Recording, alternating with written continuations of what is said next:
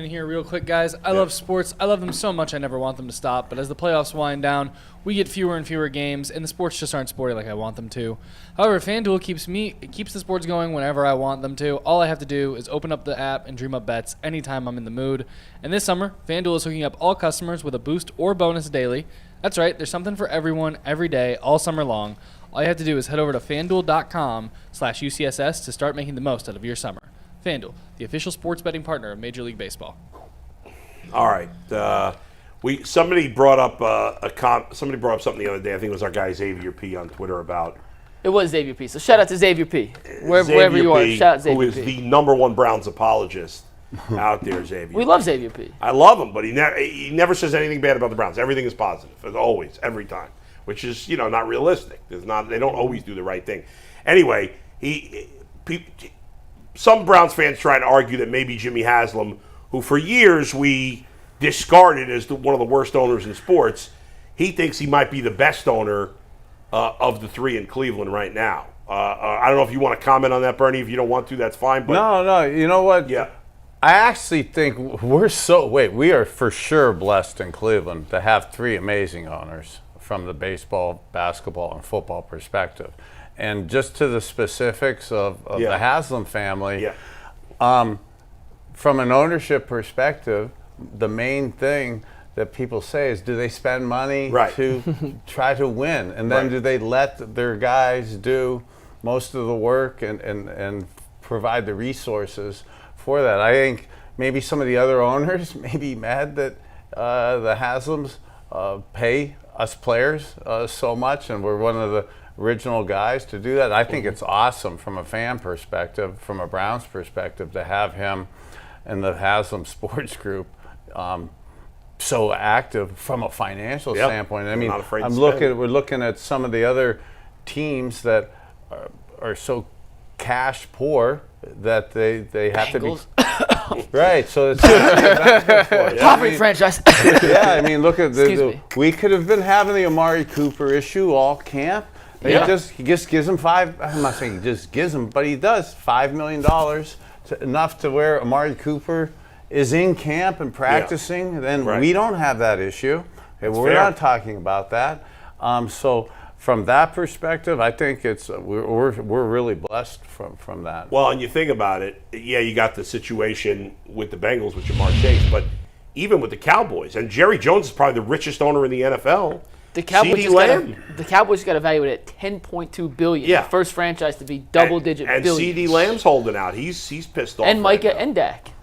So but I don't think they're holding out. Dak's holding out? No, they're there, but they all want new contracts, and he hasn't been willing to pay. So I think it's funny because in a way it's hard to call the Haslams the best owner because the other owners in this town have had more success. Right? The Browns have won one playoff game the entire time the Haslams have been here.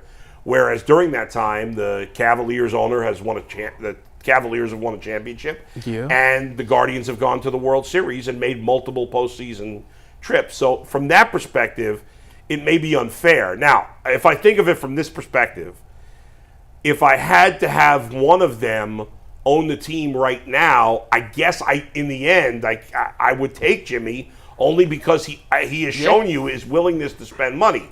Now, to be fair to Dan Gilbert, they just gave all these contract extensions. No, Dan's he's exceptional. And the Browns have, football. As a football owner, Jimmy Haslam is making way more money than Dan Gilbert is through basketball. You just make a lot more money in football. But the owner of the Guardians, there's a lot of good things about Dolan because he is the best of the three at not meddling. Jimmy, I think, has gotten better at it. But Dan Gilbert and Jimmy are both known for meddling too much. And especially early in Jimmy's tenure, it was completely out of control. Now, I think he's gotten better, or maybe we've just gotten lucky that the guys they've hired now finally are good, and so he doesn't have to meddle as much. Whereas the Dolans, they let the people they hire just do their thing. They do not get involved. But they don't spend enough. So, as a fan, as you said, Bernie, we care most about is the owner willing to spend. Right. Well, and again, I'm looking at it from, and I'm not just saying this to be nice because we're here in Cleveland. Yeah. We're blessed. We got, for each sport, we have three exceptional owners.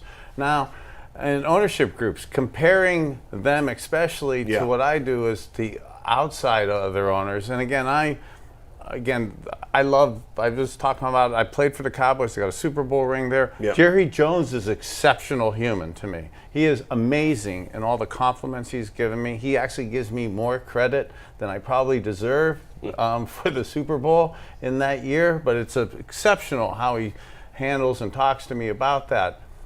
Yet there's a stat out today that the Cowboys are one of the least spending teams per cash, Yeah. Yep. and the Browns are one of the highest. Second highest, and the Cowboys are second So lowest. if, just as for Browns fans, that is what we say we want our owner to do.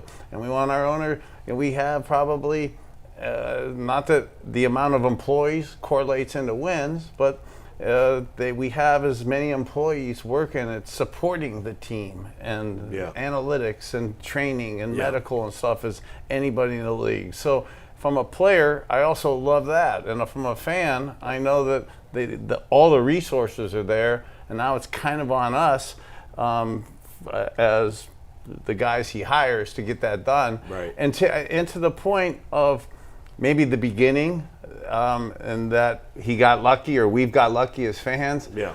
At the end of the day, the Haslams, Mr. Haslam, Mr. Gilbert, the Dolan's, they're exceptionally smart. And to come into like a new business, like Dan came into basketball when he was really in the mortgage business, and then the Haslams came into football from being really in the Truck stop business. energy business. It's kind of natural that you'll have growing pains every year or two, but why they probably are successful in their original businesses and then had the disposable income to buy sports franchises is they're fast learners. And they really, both of them, I believe, are fast learners. And albeit maybe some bumps in the road early for sure, I really think they've figured it out. And I'm not even hired by them. So I'm not even an employee. I mean, and I actually, have as much, I could go the other way for humor and things that have happened in my past. So I'm not even an employee and don't have a reason to kind of say that. It's just, to me, it's just factual. Speaking of the Haslams and everything going on there, what about the stadium situation? What's your thoughts on the Browns potentially playing in a dome and leaving the city? That one to me has me so emotionally conflicted. Here I am. I love the history and tradition of the game. Look at how I still get fired up talking about Blitz Zero and that. I mean, why? All the stuff going on in society that I could affect or not affect, and I still care about a 7-man blitz, okay? Okay? But I so love that tradition of where I played, what I grew up watching as a little boy, and then still kind of being a boy at 21 years old to play on the lake down there.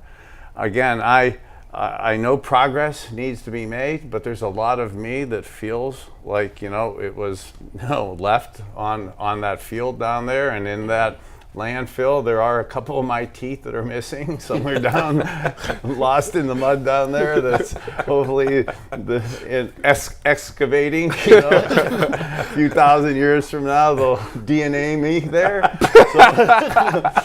But I feel like a little boy attuned to what's happening down at the stadium there. But again, it's that beautiful man cave comes across there. And as an old man who loved playing in the elements, but I'm not sure how much of the elements I enjoy being in now at 60 years old, I could see how progress, on that side of it. And then Cleveland, one of the reasons I wanted to come here in 1985 was winning a national championship in 1983. Our city was in bankruptcy in the 70s. Our city was the butt of national jokes. Cuyahoga River was catching on fire.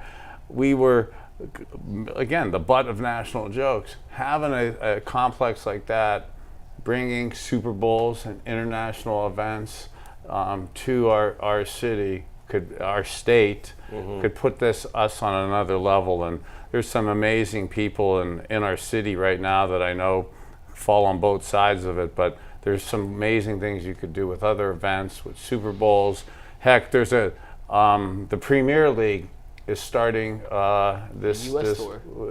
This weekend, and there's a Cleveland owner, Ed Schwartz, just bought Ipswich Town, and they were one of the first of one of only 5 teams ever in a Premier League to be second division 2 years ago when he bought them. Did good. Yeah. And moved up the next division last year, won again, and promoted to Premier League. So you could have tie-ins with amazing international events and besides Super Bowl. So I'm super conflicted with just the growth of a state and a city with just a little boy history and tradition.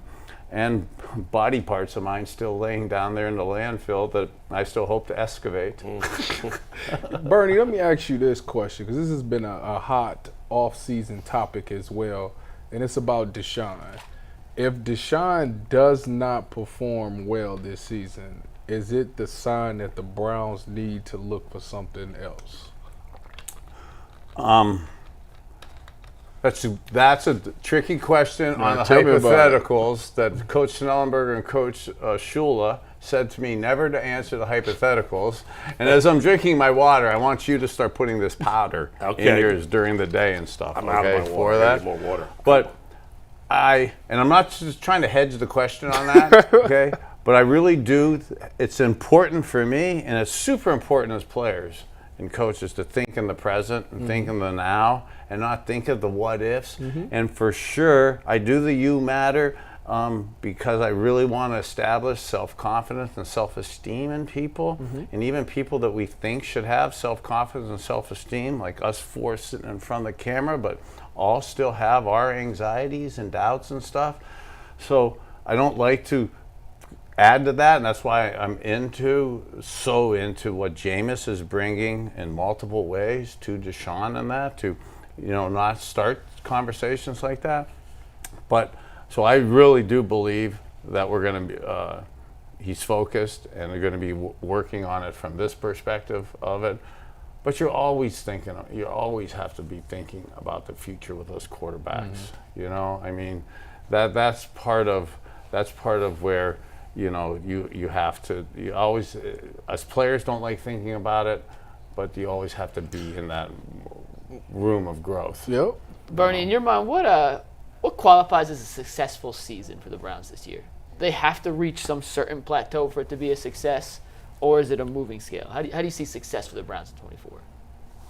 So I'm not trying to put this as a cut and dry or line in the sand, but I did have, again, in the fourth quarter overtime of my life, I want to be spiritually open and healing, but it was super cut and dry. Success was winning in the playoffs. It was really, again, I'm not saying this to put pressure on, but we only went into the season, we could only think about college national championship, pros, Super Bowl. It was singularly thought and singularly focused. Now, truthfully, getting through into the playoffs and winning some playoff games would be, I think, incredibly successful. But from a mindset standpoint, we're talented enough, and and I believe the players and guys should want that expectation of going all the way.